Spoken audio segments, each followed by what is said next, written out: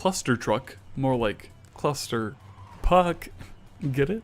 I think that's the wordplay they're going for. Anyway, Clustertruck was released in September of 2016. It was published by Tiny Build Games and it was developed by Landfall Games. They have also released Air Brawl in 2015, a free-to-play flight fighter which was met with mixed reviews. More recently, they released a totally accurate battle simulator, or TABS, and that's currently in its alpha. And then going backwards, actually, they released Square Brawl also in 2015, which is, you're a bunch of squares that fly around and shoot each other?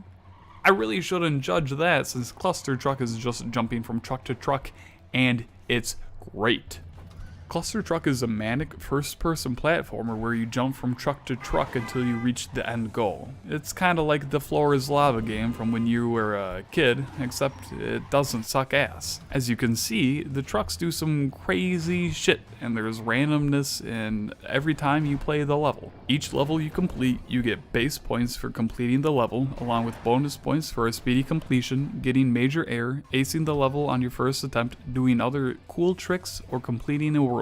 You then can use these style points on special abilities. There are two types of abilities: movement, which, you know, help your movement in different ways, and utility abilities, which allow you to alter the environment in different ways to assist you. You can have one of each of these types of abilities. The game is separated into 9 different worlds, each containing 10 levels. I really appreciate the worlds for having some distinct art styles, and almost all of them add new and interesting gameplay mechanics. I should really reiterate that this game doesn't take itself too seriously at all. There were multiple points where I had a good chuckle, and even one level towards the end which gave my little heartstrings a good tug. Now I'm gonna make a comparison that I really shouldn't make, and that people won't really want to hear. This game reminds me a lot of Super Meat Boy. No, really, it does. Obviously not in its presentation, art style, or even raw gameplay loop, but in its movement. Both of these games are extremely fluid in their movement, and in a chaotic environment, mastery of this movement can still lead to precise, totally skill-dependent platforming. Yes, the truck's movements have randomness to them, but a truly skillful player can still make their way from beginning to end without error, probably about 90% of the time. Now, for all the positivity I've discussed, this game is not without its faults. While the actual gameplay runs super smoothly, the rest of the game runs extremely poorly. Almost half of the time I boot up the game, it fails.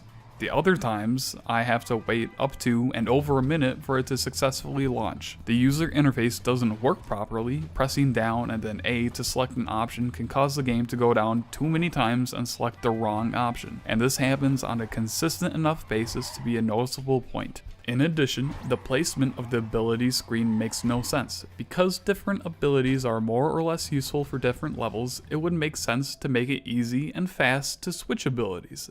This is not the case. Instead, you have to back out to the main menu, select the abilities screen, go back to the main menu, and then select again the level you wish to play. In addition, the design of the abilities screen is unfortunate in that it can be difficult to see which abilities you have currently selected and where the cursor is located. Finally, the user-created custom maps are extremely lackluster. I know, this is to no fault of the developer, but I was expecting tons more of fun, challenging levels. All of the negatives I listed bothered me on a pretty consistent basis, but did not stop me from thoroughly enjoying this game and declaring it as probably the best platformer I've played since Super Meat Boy. This game currently has a base price of $15 on Steam, and if you're a person who needs a certain amount of hours per dollar spent on a game, $15 might be a bit much. However, the amount of sheer, unadulterated fun I had with this game made it 100% worth it to me. Now, I've been told that people want a final rating in their game reviews, so I guess I can do just that. I will give you guys some context though.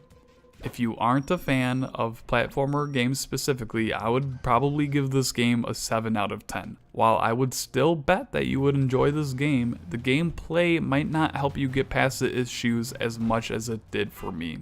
For you, I might recommend waiting until this game goes on sale, but still, give it a try and I'm sure you'll enjoy it. If you are a fan of platformers, I'd give this game an 8 out of 10. Now I need to explain the score to you guys a little bit.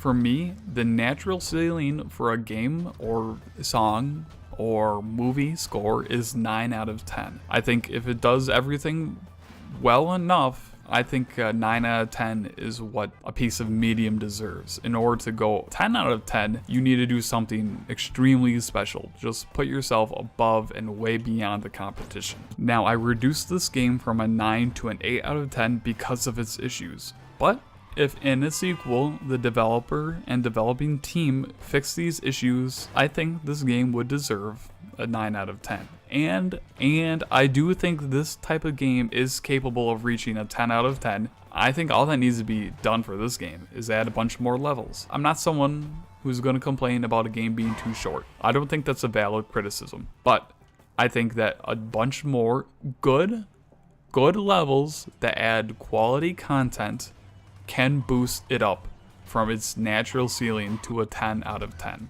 I highly recommend you play this game if you are a platformer fan. 100% recommend. Overall, I have extremely positive feelings about this game. I'll definitely come back to it in the future and will give my attention to the developer and check out any of their future projects, especially if it's a sequel to this 2016 gem of a game that I call Clustertruck. This now marks the end of my formal review for Clustertruck. As I said before, I do have a second video, one in which I'm going into a deeper discussion of certain aspects of the game that I do or do not like. Also, like I said before, it will be spoiler filled. It'll be much more casual. There isn't a script, and maybe I'll even crack a joke or two. I recommend you playing the game first and then watching that video. Otherwise, thank you for watching this video. It's my second review ever, and if you want, you can even go watch the first review video I've ever made. It's for a little game called Salt and Sanctuary. You might have heard of it. Otherwise, have a great day. Peace.